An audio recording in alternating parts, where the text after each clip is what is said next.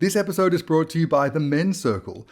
If you're frustrated with lack of connection, lack of community, lack of good conversation, then the Men's Circle is for you. It's a guided breathwork session and a group conversation, and it makes it really easy to find the words to talk about whatever's going on for you that day, that week, that month. If you're in Sydney, you can join us upstairs at the Beresford on the second Sunday of every month. But for all those based outside of Eora, there's now a Men's Circle online every week that runs for 3 months starting in August. Places for each session are limited, so get in quick and reserve your space. Search I Am Self-Centered on Instagram.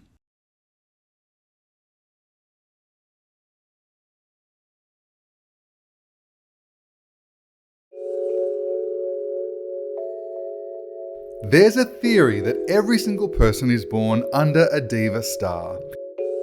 It's not a case of if you have a diva, it is a case of who. As queer people, our devotion to our divas is more than just fandom, it's a religion. I'm Dan Brophy, and this is In the Name of the Diva. And in each episode, I'll be talking to a different creator that I admire about an icon that they adore above all others, to find out what these pop phenomena have to teach us about life, about love, and about the determination to be yourself against all odds. Please join me as we gather in the name of the diva.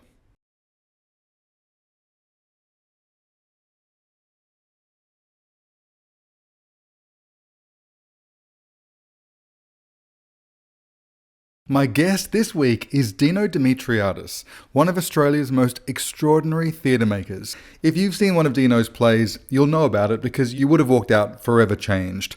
Their work is surreal, cinematic, camp, dark. It's lit and staged like nothing else you've ever seen. Dino's work has transcended Australian theatre from the mainstream to the fringes and now back again, most recently to remounting Hedwig and the Angry Inch with Sean Miley Moore. Hey diva, come on the show. But today it's all about the diva that Dino adores above all others, Bette Midler.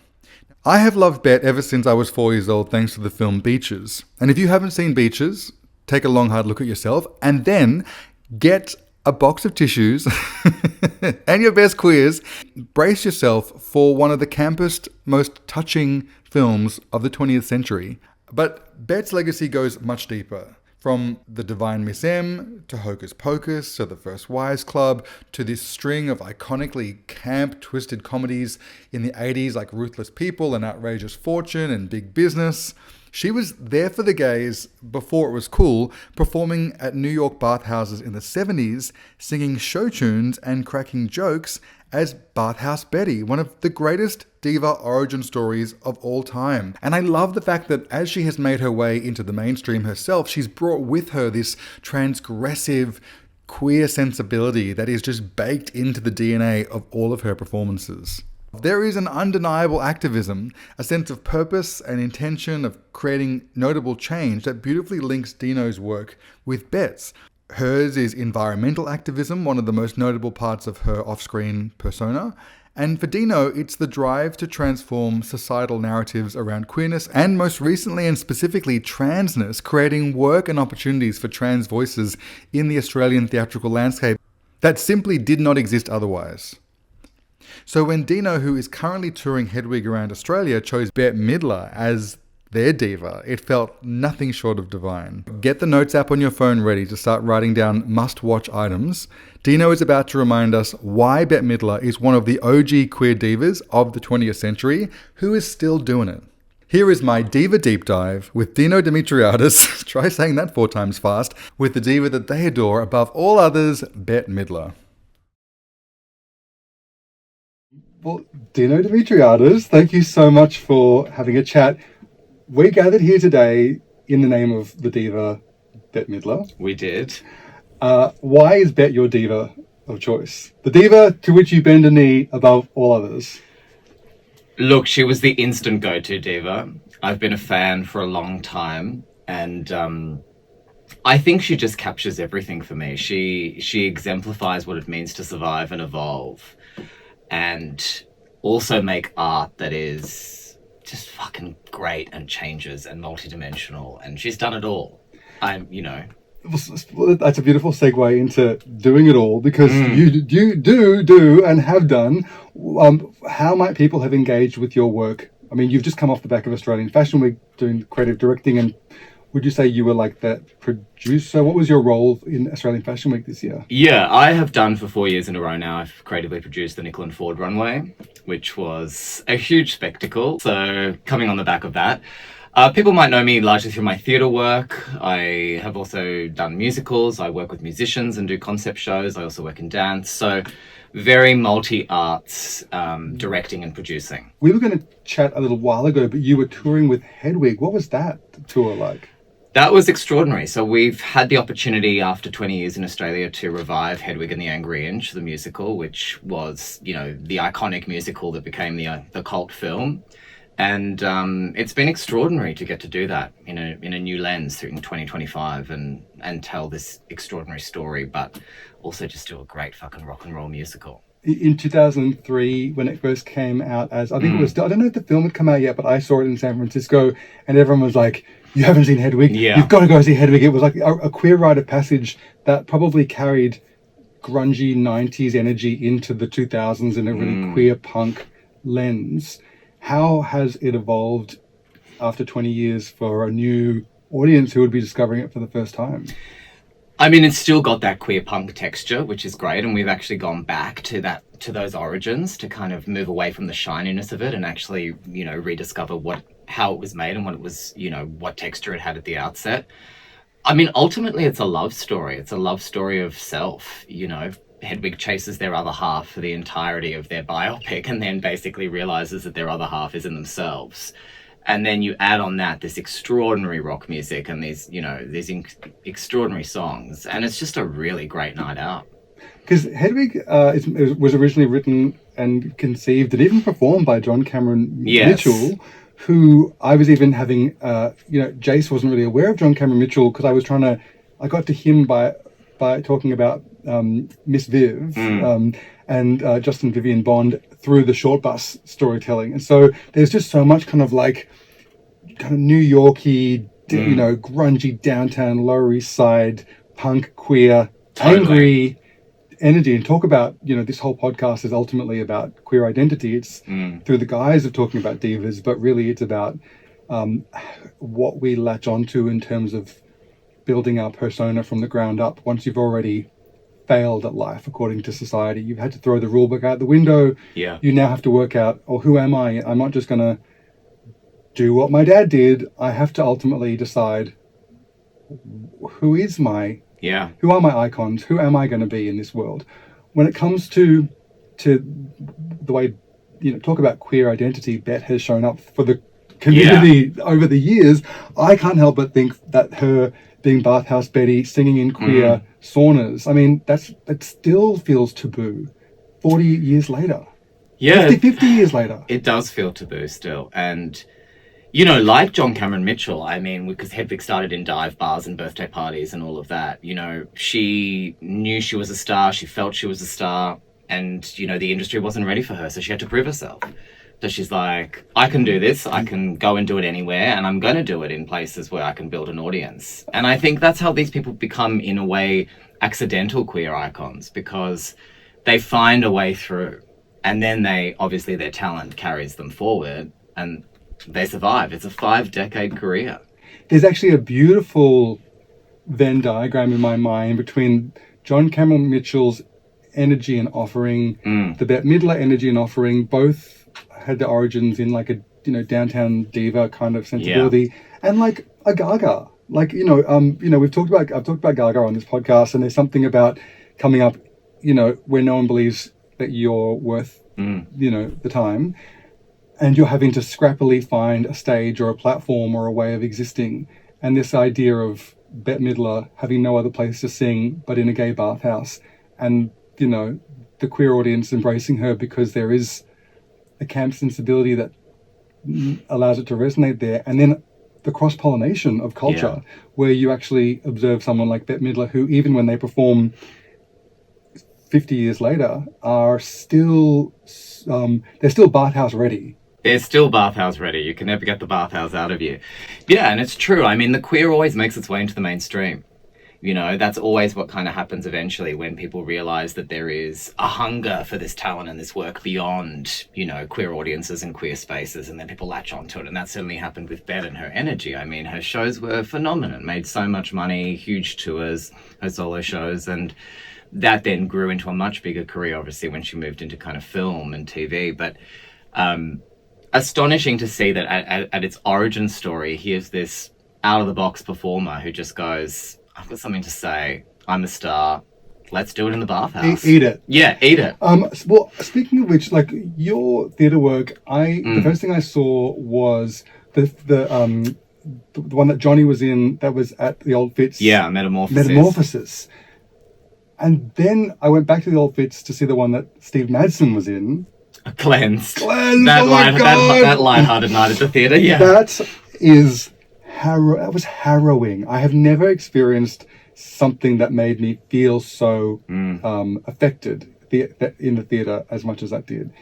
And having seen lots of your work in between and in different facets, I feel like in many ways they do put a frame around different emotional facets of the queer experience and almost like dial it up. They dial them up to 11, whether it be like Metamorphoses about, you know, identity, and it feels like it came to be through the prism of like Greek mythology. Yeah. And Cleanse just feels like the depths of the most harrowing self-loathing and uncertainty and abuse that exists to each other. Persecuted queer bodies. Yeah. Yes, persecuted queer bodies.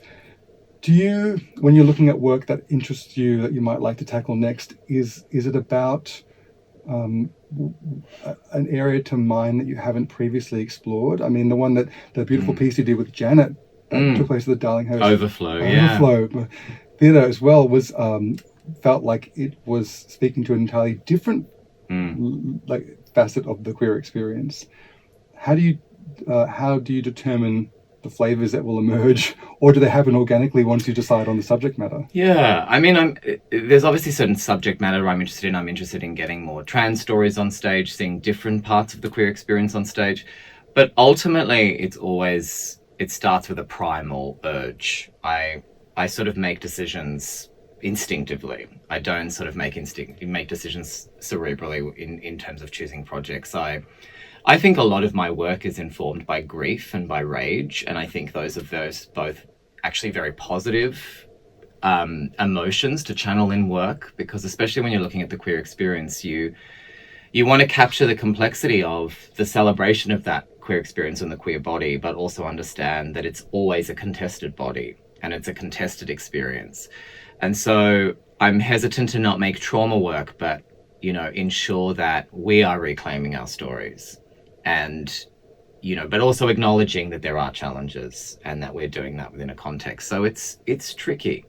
And where I think you've got to come, where I sort of, or how I approach it is to go to the primal, to go to, you know, how we're connecting as people, what people want to experience, a lot of my work looks at the body as vehicle for the queer experience. Which is why my work is also very theatrical. I'm sort of very interested in what it means to see images in space. And, you know, I think that text only has so much it can do, and then sound and imagery and, you know, that space you create. We describe it when my collaborators, and I have a lot of kind of recurring collaborators, we talk about the universes that we create, and we always start a work by talking about what universe do we want to open up through this work for an audience. When you say universe, do you mean what facet of the human experience? That's part of it, but also just the terrain of the stage. Like, where are we taking people? I don't do a lot of naturalistic work. I don't, you know, do kitchen table work. I'm interested, you know... the Dino Dimitriadis ex Joanna Murray Smith. Yeah. Experience. Look, I think Please, you're not going to see me doing Chekhov anytime soon unless I have something really crazy to say with it. Yeah, I'm interested in the actual stage space itself, or the concert stage, or whatever kind of stage I'm working on, as a portal. And I think, therefore, I'm always thinking about the form and what people are seeing and hearing and feeling.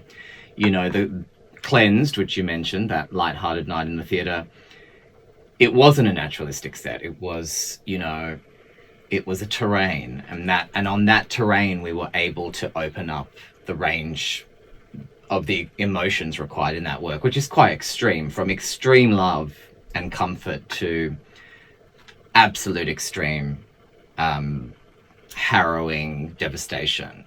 Was that brutality on the page, or was that something that your realization unlocked? The brutality is certainly in the work. I mean, that is a very sparse work text-wise, and Sarah Kane is known for giving some of the most provocative stage directions. So, you'll have stage directions, his hand is cut off, or, his tongue is cut out, a rat runs across the stage. And so much of her work, I mean, she's using these images, some of them, expectedly to kind of be represented literally, others to kind of open up other worlds of metaphor and symbol. But you are charged with the task of going, how do you put this on a stage? I did a very queer and trans reading of Cleanse, so I lent heavily into the persecution of queer bodies, and also, put a trans woman in one of the key roles called Woman. So I had already kind of recentered the production around the time in which it was being staged. And that had different implications on how hard I went with the imagery. Speaking of that self-belief and determination to push through and find a space just to exist, did you feel like, how far back would I need to go to find a version of, you, the creative, who was looking to find a place to exist? Yeah, I think it's interesting. And I think, one of the things that really draws me to Bette is how she constantly reinvented herself. I'm really interested in artists who have very long careers, and you look at those careers and you go, Cher's another one where the constant reinvention, and possibly not imagining that they're going to end up working in certain art forms or, things like that. I remember hearing something Bette said once, which was like, I decided I should be permanent, so I should be on film. So I'm going to now pursue a film career. That my artistry should be captured in some kind of permanence and continuously evolving. And I think that when we start out as artists, it's often easy to try and play the game of the industry. So when I started making theatre, it was very much you had to prove you could direct a well-written classic play, get some good reviews. That was the thing. And I did those. And it wasn't really until my ownership of my queerness met my work, and then everything changed. That was the kind of turning point, and that was Metamorphoses. Really? I got to join. I can't kind of join. You got to see the collision moment. That was the first time I had really put my queerness on stage. There was a really, the Old Fitz is an amazing space, and it's super versatile, and it does a lot of different types of work. But there was one thing I've observed in all your plays is that they're so technologically ambitious, and there's always so much happening in terms of the design of them. Yeah. Even before you decided to merge those two sensibilities, or in the Hedwig of it all, bring both halves into the one being.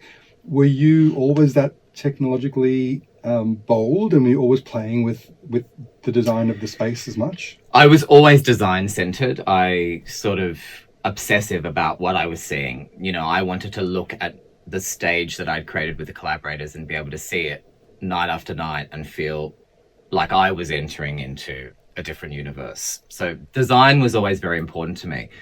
But I think that, in terms of moving into queer work, there was so much about the queer experience that couldn't be said in words. And that is why we needed to push what the design was doing. We needed to ensure that lighting and sound and a stage that could shift and change helped us to kind of chart the terrain of the queer experience in a much more multi-sensory way than just the words or the text. It's also about giving your performers a safe canvas. I do a lot of work where performers are invited and are excited to kind of go to the edge, whether that's nudity, whether that's kind of having to reach an emotional spectrum each night and replicate it 8 times a week. That's really challenging. you know, they need to feel supported by the universe you've created and not exposed in a different kind of way on stage, that they're in a world that makes sense to them every night. And so I think that world of production and theatricality works with the artists and the performers together to kind of create these, you know, worlds. And I do think there is something so theatrical about Bette. You know, I mean, certainly her early shows and the work she was creating, but she's high theater, and she, you know, at times high camp, and it's just fascinating to see that, you know, everything she kind of does has this heightened theatricality to it. And her as a person is heightened in a theatrical way. Yeah, well, you know, there will be people who are listening to this who are dyed-in-the-wool Bette enthusiasts, and they know every single beat of the career. Yeah. And then there are some who grew up watching Hocus Pocus, who only know Bette as this sort of Broadway dame, and maybe they have understood that she had a musical career, but not quite understood. My entry into the Betteverse is that kind of 4 back-to-back films she did in the 80s that were like Down and Out in Beverly Hills, Yes. Ruthless People, Outrageous Fortune, and there's another one that was kind of all lowbrow. It was before Beaches. It was basically where they were like, it almost became like a Bette Midler film, the way you had an Eddie Murphy film. And Totally. they became vehicles for her to do highly theatrical camp, usually problematic characters that were high comedy, morally ambiguous. Yeah. You know, they were either the kind of anti-hero, or they were just kind of vulgar and problematic, and other people had to just other people were the straight men, like the Shelley Long straight person to her, off the rails in Outrageous Fortune. And then she went legit. She went to Beaches and these sort of more and the Rose. The Rose. The Rose was actually the very beginning. Like the Rose was like the late 70s. Oh yes, and then she went to Beaches. Yeah. And so it was almost like the 80s were bookended by 2 highbrow roles that were very respected for their artistic merit, and they also were musical roles, whereas those 4 that I mentioned in the 80s. Yeah. Oh, Big Business. That's the other one. That was in the 80s. But the Rose, which is the Janis Joplin biopic. Yeah, based on Janis. Yeah, but it was interesting because, you know, when she did the Rose, I mean, she talks about that she had so much attention on her, obviously, with the Rose, but then everything kind of went quiet. And so this kind of entry point into this string of films that she was under contract for, which also made a lot of money for the studios. Like those films that you're mentioning were like huge hits, right? And it wasn't until after those that she was able to kind of get into dramatic acting again. And that's the point I was trying to make. Like the Rose in the context of those is so, it feels like a world apart, right? Yeah. And then you see something like Beaches and you go, okay, she can do it all. She can do the full canvas. And Beaches is a perfect amalgamation, actually, of both things, because you can look at Beaches like there's scenes of campiness, the old industry musical performances, the Otto von Titzling musical performance stuff. There's the her Cece Bloom as big rollicking thunderbolt. And then there's, the tender, touching, beautiful acting moments. There's the beautiful music that comes through it that's very orchestral and super highbrow, capital O Oscar film. And then you have a really great undeniable respect for her throughout the 90s that then carried through other work. Like she just gets to show up and be Bette in a lot of films like Hocus Pocus, like First Wives Club. And then she probably in the 2000s did a smaller version of that, usually playing smaller roles. Yeah, she did. She actually did a film for the boys, which did not go well, and that actually discouraged her from film acting for a while. She kind of fell away from the screen, and I think it was Hocus Pocus that brought her back. Isn't it amazing that you can look at times in history where Bette Midler was a top 10 artist? Yeah, and think about what the idea of what being in the top 10 looks like now, but the idea of a sound that's so adult contemporary, so orchestral, so rich, so I mean, she was still kind of doing Divine Miss M, Peggy Lee songbook kind of albums, and they were charting as if they were like J-Lo. It's wild to think about the fact that was the musical landscape. I suppose we're also thinking of a time when Celine Dion and was orchestral My Heart Will Go On was a number one song. Yeah. And that's the kind of evolution that's so fascinating. You look at a person who's got these incredible chapters, you know, that they're in the zeitgeist because they're doing this live show that is becoming this kind of sensation, and everyone wants to go to it. Then you have this period of extraordinary film work, like you're talking about. You have periods of extraordinary, like, album music work. And then you kind of reach this later part of her career where she is the icon doing things now. You know, she's owning her projects within her mythology. You know, Bette Midler's coming back to Broadway to do Hello Dolly. You know, that's a sensation. People want to see that because of all these decades of work behind her.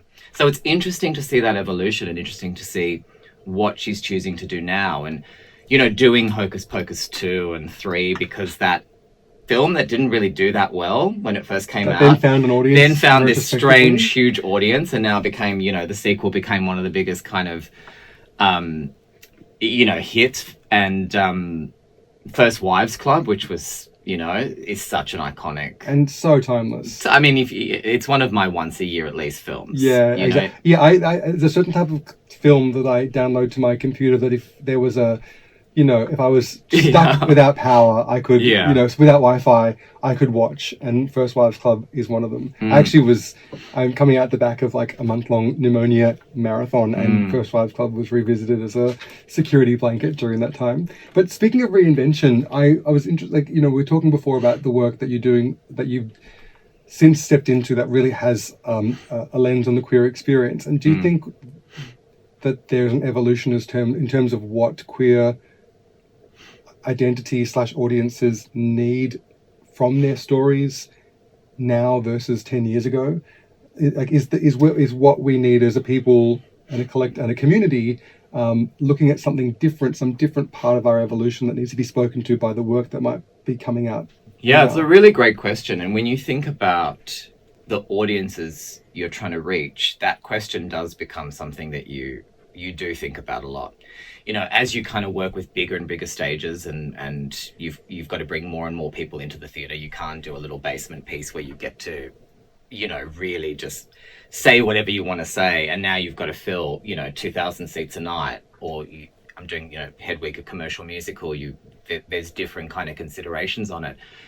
You are still trying to think about, how do you make queer stories that, if a queer person came and sat in that room, they felt that it was created from a place of queerness and it was created for them.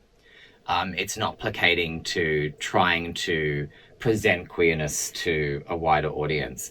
I mean, at the end of the day, I think we've got to stop thinking about the audience as the audience. These are individual people who each have their own entire worldviews and lives, and, you know, there is no audience. And so I think that I'm always balancing that question. I'm thinking about what kind of stories we need to put on stage. I'm thinking that for a lot of queer people, we're tired of seeing the same queer stories in art.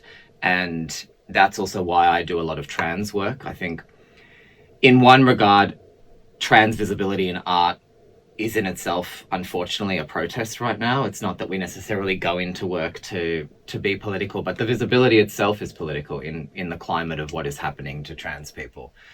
And so, you know, that's something that I'm very conscious of. And there's not a lot of trans makers in the country. So I feel a responsibility to ensure that when I do advocate for work or have access to a stage, I am pushing visibility and narratives and stories that, you know, that are important. But I also think that I'm conscious of not doing trauma stories, because we are not our traumas. You know, we are, our lived experience inform us. They kind of in our bodies and kind of in our souls, but they're not the things that are necessarily kind of taking us forward or inspiring us or helping us to kind of, you know, dream new futures. And so that's something I'm very conscious of too. You know, I want to see a trans serial killer on film. Do you know, like, I'm ready for or you know, just some kind of, just to kind of, you know, not have to lead with an identity politic that means you have to kind of be perfect or you have to look a certain way, that you can, you know, that we can all be messy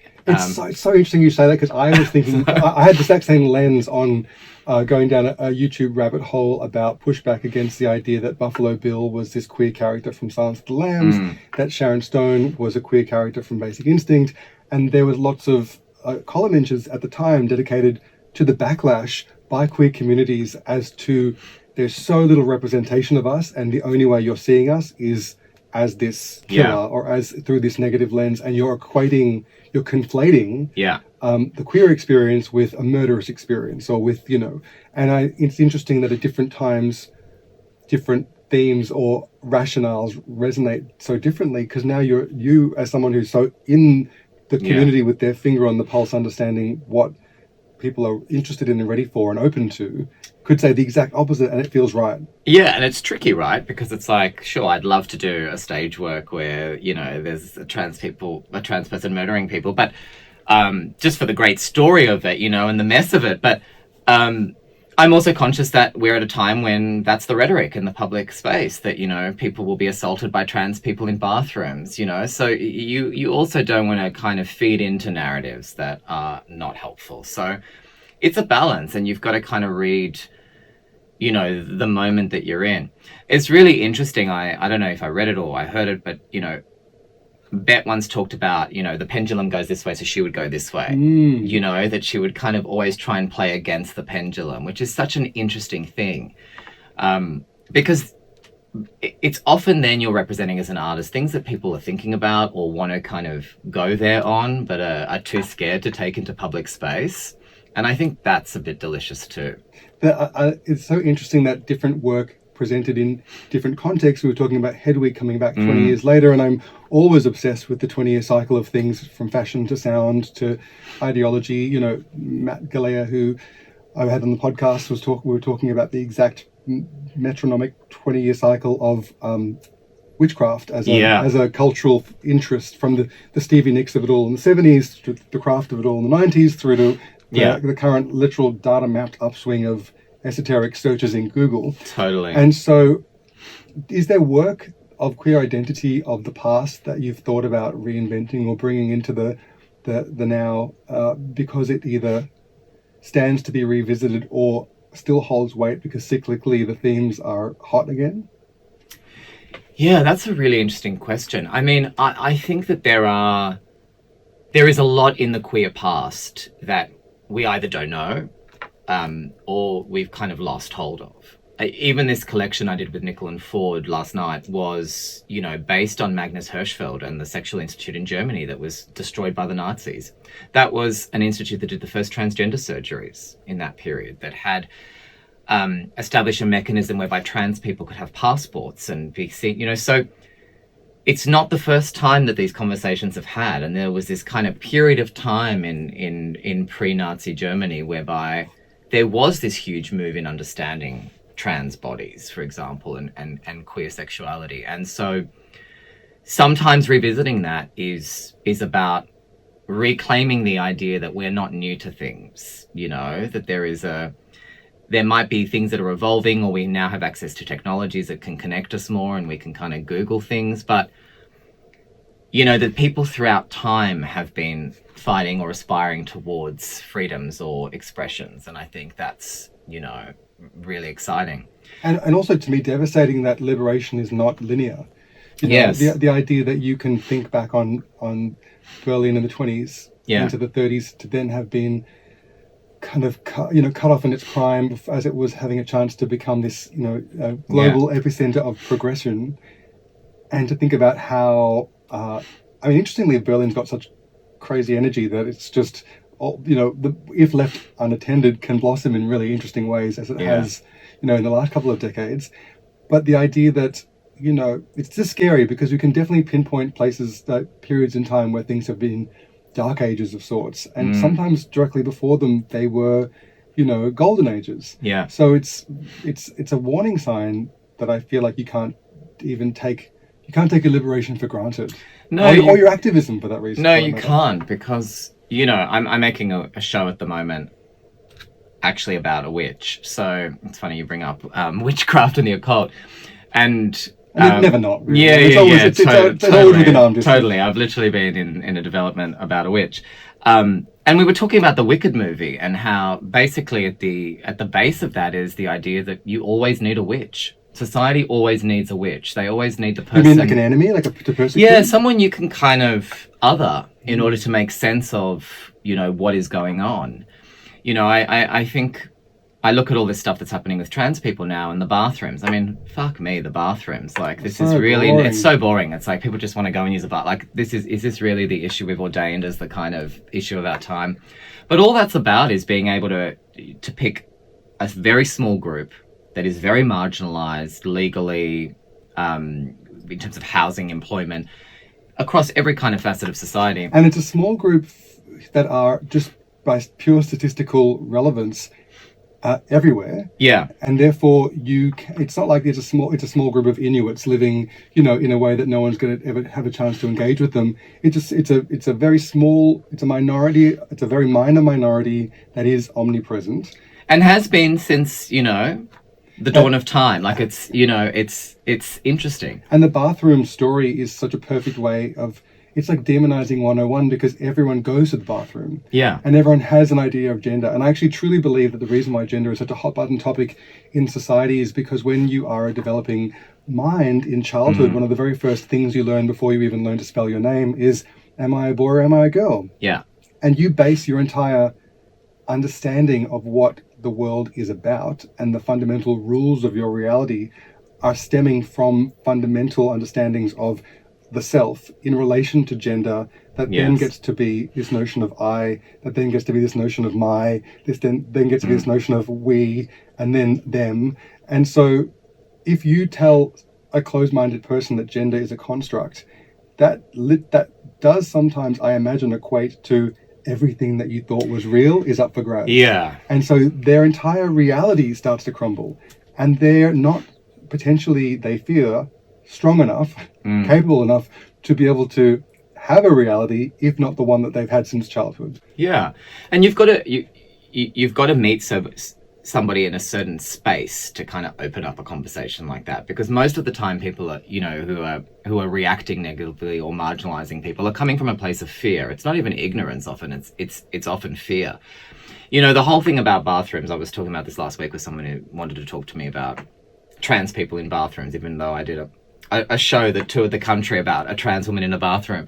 So I've had a lot of conversations about bathrooms. Did that become a hot topic after that? No, it was a hot topic that informed the play. So it was a British play, and at the time when the playwright wrote it during the pandemic, it was an issue because we go through these cycles of, persecuting trans people, and the bathroom always comes up.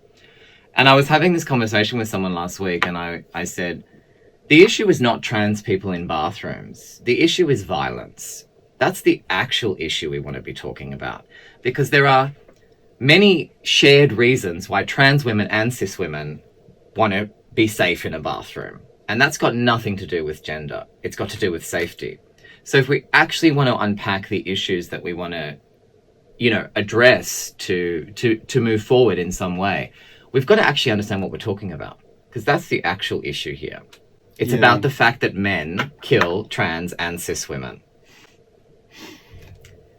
And that's an uncomfortable conversation and a bigger one. And of course not all men, which is why it's an even more complex conversation of how do you kind of create a space where you can have allies who are of both male or female or, cisgender, transgender. How do you open up that complex space of conversation? Yeah. It's tricky. It's tricky, and it's also so there are certain times, I imagine, when conversations like that are more easily had. Yeah. And it just doesn't seem like now, although after the last election in Australia, I'm feeling slightly more, it's not a perfect solution, but it's a better solution than the one that was presented. Oh, look, I mean, I was expecting an absolute disaster. So I'm so thrilled that was the outcome, because I kind of went off the rails after the American election. So it was nice. It was a pleasant little surprise in everything that's going on in the world right now to go. But I think that's because also we could see that there is a danger to this swing to the right. And real world consequences. I was going to ask you in terms of I love that this podcast theme has allowed for me to talk about identity and the ways in which these divas do. We can see ourselves through them. And I'd love to know what Bette the energy, the entity has allowed for you throughout your life? You know, did she represent something that you as a young person wanted to have as far as their own makeup? Yeah, I think there was always a largeness about her. There was always this unapologetic taking up of space. I think that's what has always drawn me to her. And I think that, you know, also when you grow up queer, for a lot of people, you don't think you can take up space. You might not think you can even enter queer space. That was a large part of my life that I thought, I can't come out. You know, this is not a reality that I can enter into, let alone, you know, then flash forward and I'm kind of not just visibly but very public in my work and in kind of press that I do and in things that I do, talking about my queerness and the communities that I'm in. So it's been a huge evolution. And I think she gave herself permission to take up space from her very early days, you know, right through to now. And I think that's the thing I resonated with the most. She takes up space in such interesting direct and indirect ways. Like her voice takes up a lot of space. She's a robust, bosomy. She cuts a bolshy, bosomy figure. Brassy, theatrical, witty as fuck too. I think I love to laugh. So people who kind of can have quick wit to them is something that I find delicious too. Yeah, it's really enjoyable to see her on talk shows and to recognize that she is as outrageous as a human without pre-written shtick. Like she's delivering someone else's words when she's in all those films that we talked about. Yeah. But she's still bringing this natural bravado that comes through as a person on a couch on a talk show. Yeah. How old were you when you say you first got bitten by the Bette bug? Yeah, I'm trying to think what the first thing I would have seen. It would have been that period of films that you were talking about. Yeah. I think they would be definitely the first films that I saw. And then I kind of went in a strange order. I would have seen those, and then I would have seen those kind of, you know, the Hocus Pocuses at some point, I think. So you would have entered the world into like that sort of quadruple bolshy 80s comedy flavor.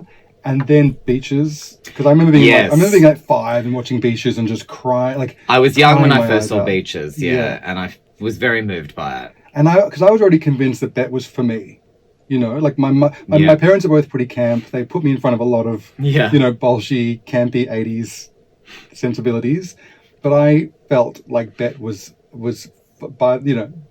by the queers, for the queers. You know, I really felt like even as a kid that doesn't even understand queerness, that this was for me in terms of my energy, my comedy, my flavor. So then everything that she did, I was always really interested in it just because I'd already decided that I loved her. And I've actually spent less time with her straight up albums. You know, we mentioned before she's done the Peggy Lee song book. She's done, you know, even there was From a Distance was a #1 hit, you know, when I was under 10. I know, and it is an extraordinary song, but content-wise, you go, wow, this is all in one person's career and kind of discography. It's astonishing, yeah. It's really interesting to think about this idea of you know, reinvention and to have been around so long that you exist as an entity in the landscape, and so that then stepping into like Hello Dolly just makes so much sense because you think, who else could do this? Totally. Do you think that there's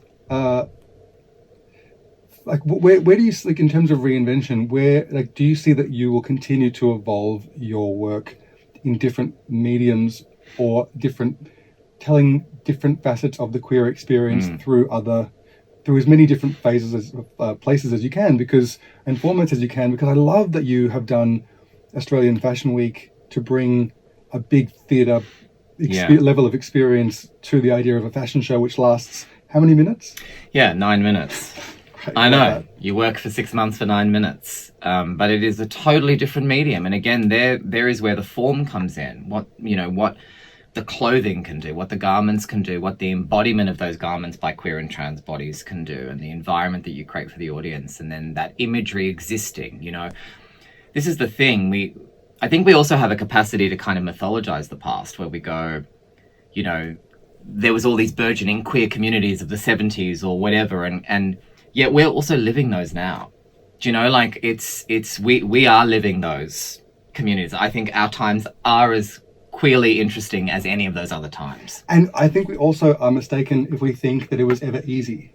Correct. You know, I don't know if you could go back to, you know, yes, we're talking about boom periods in Berlin in the 20s and 30s, or, you know, whenever there were eras of queer, like lots of queer stories coming to the fore, but it wasn't like it was free and radically accepted everywhere you went. Yeah. We're talking about a couple of neighborhoods in which you could exist without persecution and still find the capacity to come through work and you know, and ultimately create. And sometimes not even neighborhoods, a venue or this moment or this kind of scene, a cluster of friends who might ultimately, you know. Totally. And that's kind of, that's been so interesting.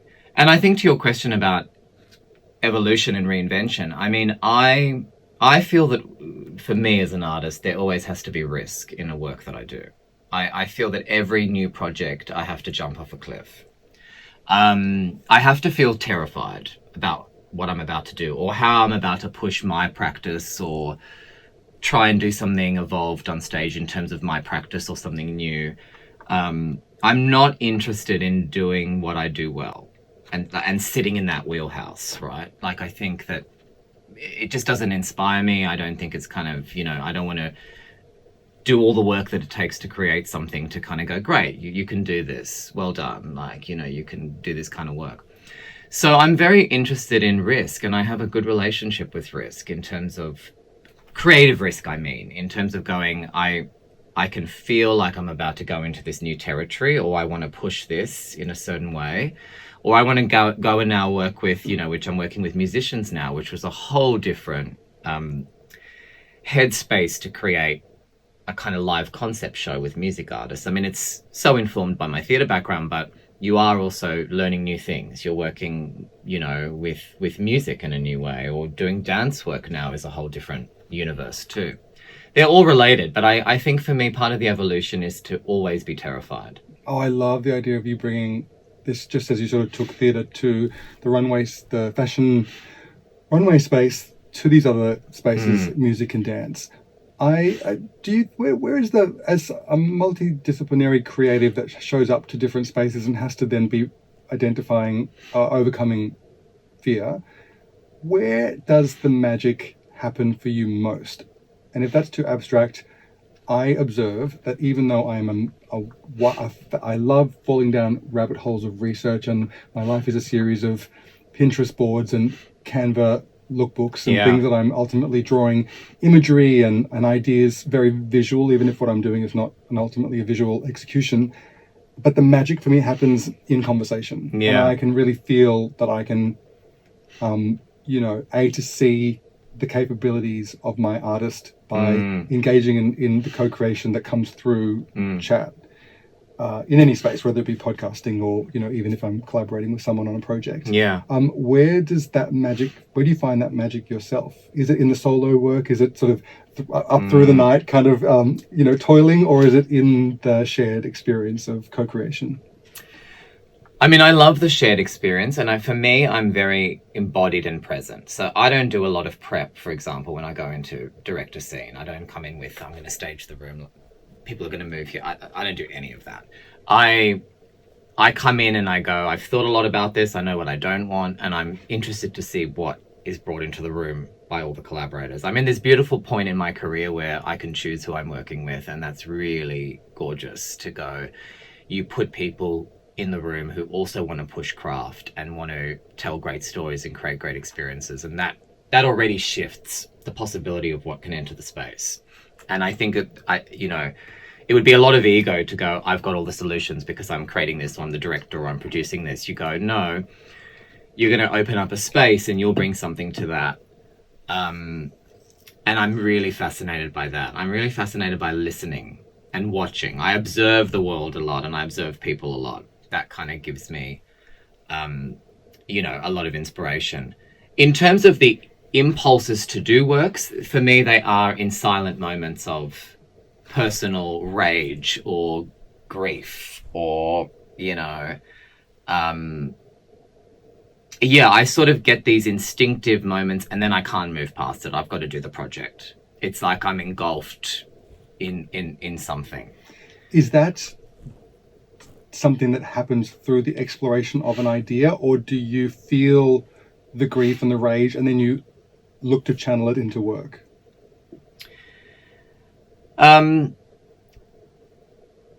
I think I feel the grief and the rage and then I look to channel it into work. And sometimes the specific nature of the grief or the rage, it becomes very apparent to me what kind of work it should go into.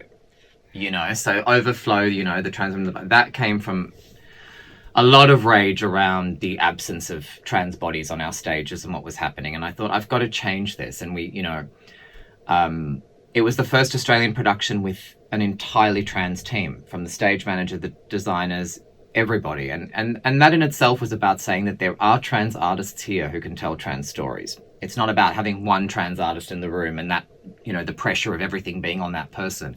Because then we don't sit around talking about transness, we just make the work and get to tell the story. You know, we're not in an educative or kind of Onboarding phase. No, onboarding phase where we have to, you know, do a pronoun circle. It's really about getting into something more granular and kind of actually deepening the storytelling. So sometimes it becomes very obvious to me about what it is. And then other times it's more complex. And, you know, with Cleansed, I thought, how do I capture the fullness of, you know, the queer experience resisting against the world, or the persecution of queer bodies, particularly, I was kind of interested in. And I was very drawn already and knew of Sarah Kane's work and had always wanted to kind of push the stage there through her work. And I thought, okay, I can do this with queer bodies, and I can take the risk of putting queer bodies in horrific circumstances. I mean, that play is horrific. But actually come at it from a place of love, because that play is also a love story, you know, and there is a lot of hope in all the works that I do. Someone's asked me this question before, you know, do you find hope in the works you do? And then there is always hope, but sometimes it's not as signposted as some artworks want to kind of, you know, signpost hope at the end. Sometimes hope takes time, or it's found in different ways, or, you know, I want whatever art I create for the conversation to extend beyond the experience. If you walk out and you go, that was great, and then you move on to talking about something else, I have failed as an artist. I moved out of Cleansed and into like their trauma therapy. Yeah, oh my God. No, I feel like it only actually was able to be so powerful because of the push and pull between these contrasting. I think if you just eat it's the like the salty and the sweet interplay that makes the dynamism most, you know, enjoyable. And I feel like the you could only have the depth of such sorrow but in contrast of such lightness, when those moments give you these reprieves and allow you to kind of to be filled with hope, even if it is only to be dashed again. Yeah. Bette as icon of taking up space, resilience, reinvention, you know, all these things that she's just proven herself to be over this career that's still going. Like, she's still doing the damn thing. What do you think she, above all else, is here to impart and gift to the queer community, beyond all else? I think to be so unapologetically yourself that people can't help but catch on. And maybe to keep doing the damn thing in spite of people catching on. In spite of everything. Just keep doing the damn thing. And, you know, I think that every part of her career fundamentally came down to her believing she could do it. She went, I can do film, so I'm now going to move into this incredible new part of my career. I can go and do Hello Dolly. You know, even though she's got doubts about whether her voice is the same as what it was, you know, 20, 30 years ago.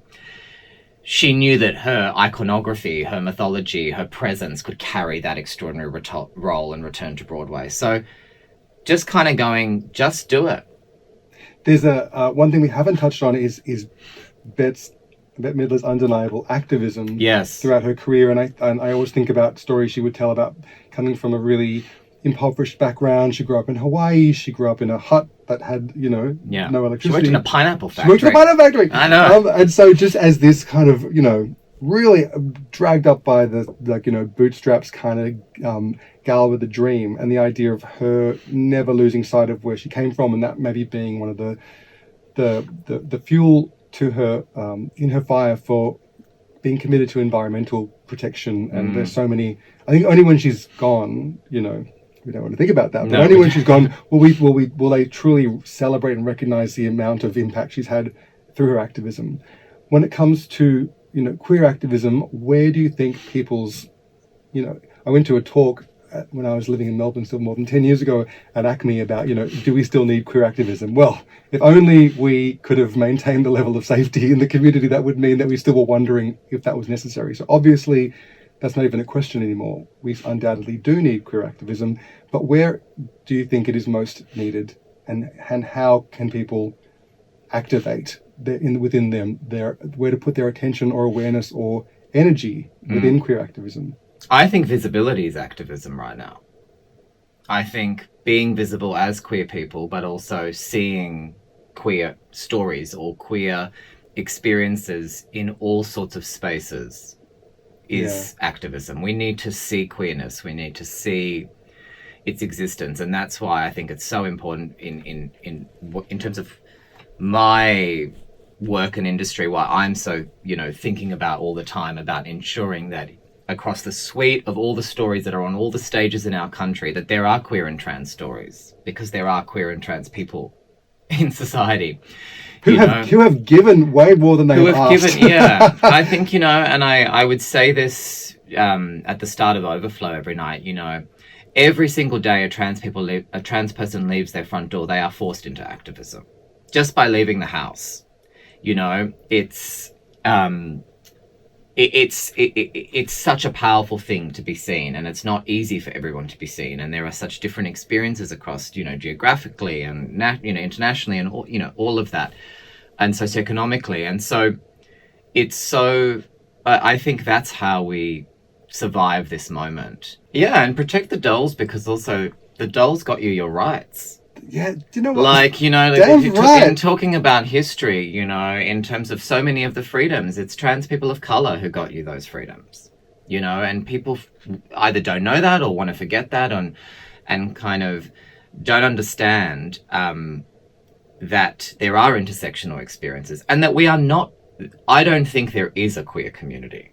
I think we are communities within the queer experience. And the reason I say I don't think there is one queer community is I think there's a lot of work to do within our various queer spaces and communities.